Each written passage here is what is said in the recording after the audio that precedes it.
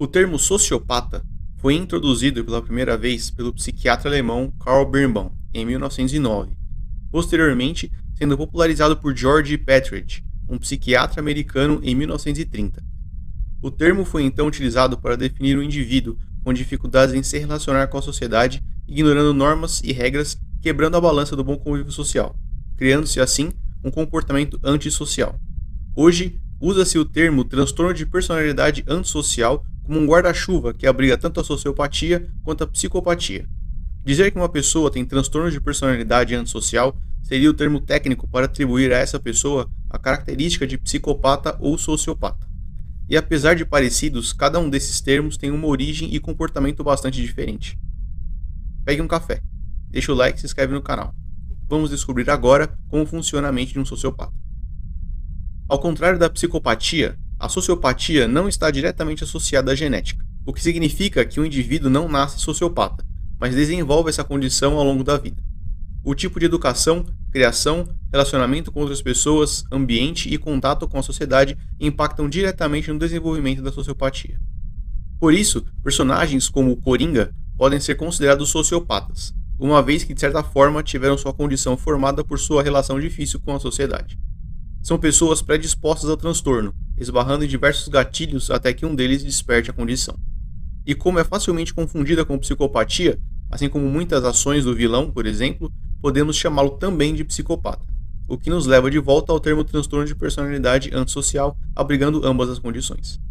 Um sociopata, entretanto, consegue criar laços emocionais com familiares e normalmente são pessoas com um número de amizade bastante reduzido, ao mesmo tempo que conhecem centenas de pessoas.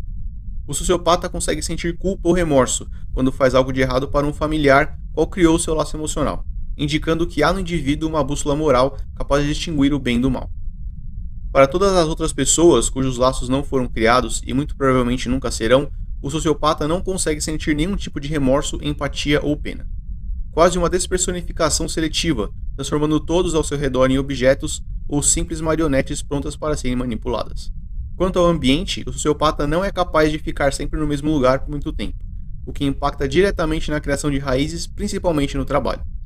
Geralmente alternam mais de emprego do que uma pessoa sem o transtorno, sempre apresentando resistência e irritabilidade com regras. O sociopata não consegue manter múltiplos laços emocionais, escolhendo muito cuidadosamente com quem gastará essa pouca reserva de energia. E apesar de conseguirem amar um ente querido, eles não são capazes de fazê-lo com a mesma profundidade que uma pessoa normal faria. Em casos mais graves, onde há problemas na estrutura familiar, nenhum laço é criado, causando ainda mais irritabilidade no indivíduo. O sociopata também sente-se repelido por ambientes coletivos e atividades em grupo, tornando seu período na escola e em festas um verdadeiro martírio para o sociopata. Ele não entende bem como deve se comportar ou agir com pessoas cujo laço emocional é inexistente e responde de forma agressiva, ao contrário do narcisista e psicopata, que tentariam ao máximo observar a reação dos outros para imitá-la, juntando-se ao grupo de forma silenciosa. Um indivíduo que desenvolveu a sociopatia é bastante impulsivo e agressivo, chegando a praticar violência física quando não controlado ou em níveis mais avançados do transtorno, acontecendo mais com pessoas de fora da família, porque o sociopata não tem nenhum tipo de empatia. Para o âmbito criminal, o sociopata na maioria das vezes não se tornará um serial killer. Suas ações criminosas podem levar a crimes graves como assassinatos, porém, todos levados por impulsão e irritabilidade em desentendimentos. São ataques explosivos, sem planejamento ou premeditação. O mais comum para um sociopata seriam lesões ao patrimônio público e privado, além de furtos e roubos. Para o sociopata, as leis são inúteis, dificultando ainda mais sua aceitação quando confrontados pela justiça. O sociopata, que já teve sua liberdade cerceada por conta de seus crimes, evitará o ato novamente não por ter entendido que aquilo é errado, mas por saber as consequências que teria caso ignorasse a lei novamente. Um sociopata consegue lidar com emoções e tem sentimentos.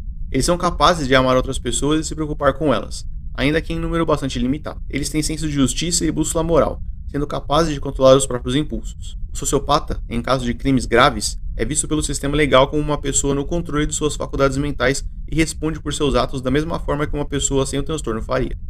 São indivíduos perigosos, mas não perversos. Assim como um narcisista, o sociopata pode ser considerado uma força da natureza, perigoso, mas não de propósito. Eles fazem o que fazem por não sentirem empatia ou remorso. Podem tirar a vida de uma pessoa, porém não da mesma forma fria e calculada de um psicopata. Hoje, estima-se que aproximadamente 4% da população mundial apresenta algum nível de sociopatia contra 1% para a psicopatia. Somados, temos aproximadamente 5% da população com algum nível de transtorno de personalidade antissocial. E como essas pessoas estão mais inclinadas a cometerem crimes graves, são eles quem geralmente aparecem nos jornais e canais criminais como esse. Em situações de perigo, o sociopata geralmente não demonstra medo, o que pode fazer com que suas ações sejam ainda mais irresponsáveis do que o normal.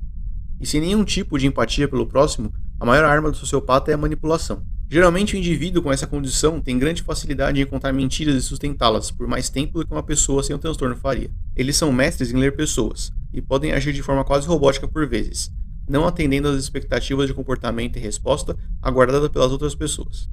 E essa flutuação de humor é uma das mais fortes características do transtorno. Pela ausência de remorso, o indivíduo que desenvolveu a sociopatia sente grande dificuldade em pedir desculpas, uma vez que em sua visão não fez nada de errado. Frases como "você é o melhor", "eu nunca vou te machucar" e "acredite em mim" estão sempre no repertório do sociopata, utilizando-as para conseguir o que quer via manipulação.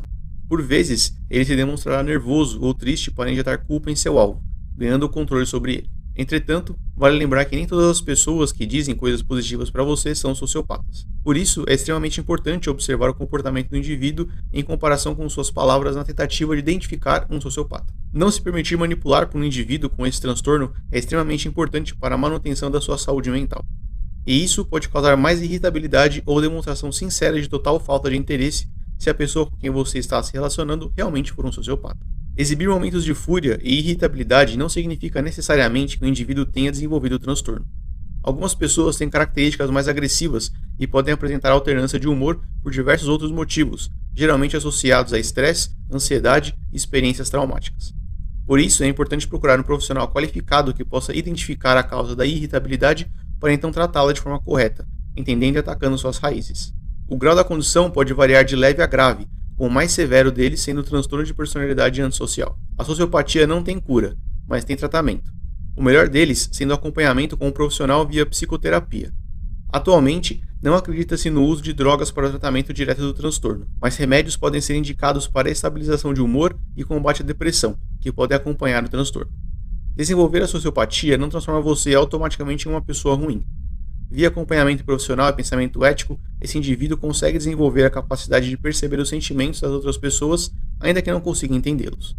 E consegue então tomar as ações corretas, deixando de lado a manipulação. Um sociopata é capaz de amar, se casar e ter filhos, conseguindo criar uma família bem estruturada. Isso tudo com a ajuda e acompanhamento profissional, somados à força de vontade e pensamento ético. Se você gostou, não esqueça de deixar o like e se inscrever no canal. Se cuidem e até o próximo vídeo.